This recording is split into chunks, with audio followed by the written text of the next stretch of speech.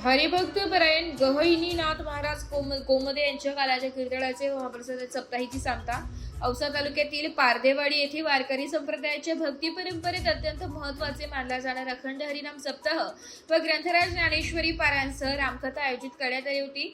पारदेवाडी येथे रामनवमी ते हनुमान जयंती 7 दिवसांच्या कालावधीत यशस्वीपणे संपन्न झाले।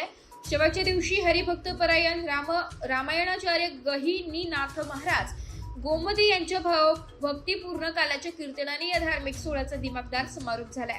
पारदेवाडी येथील अखंड हरिनाम सप्ताह वारकरी संप्रदायातील सामूहिक उपासना पद्धतीचा एक भाग आहे, ज्यात 7 दिवस संत ज्ञानेश्वरांपासून संत तुकारामपर्यंतच्या अभंगावर तत्वचिंतन आणि हरिनाम जप केला जातो।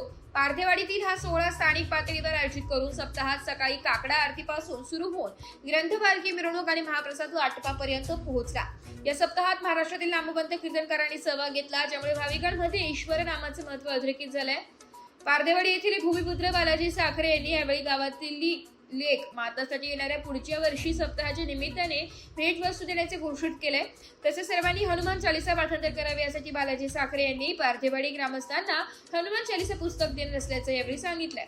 पारदेवाडी येथील अखंड हरिनाम सप्ताहाला गावातील 3व्या वर्षी साजरा झाला असून यंदा मोठ्या उत्साहात पार पडलाय। हरिभक्त परायण गहिनीनाथ महाराज गोमदे यांचे कालाचे कीर्तन ऐकून भाविकांच्या मनाला भक्तीचा स्पर्श झाल्याने कालाच्या कीर्तनात भगवान श्रीकृष्णांच्या लीलांचे वर्णन करत दही लालांचा प्रसाद वाटप करण्यात आला। यामुळे ग्रंथ शोभायात्रेत पुरुष महिला भाविकांनी फुगड्या खेळत आनंदोत्सव साजरा केला।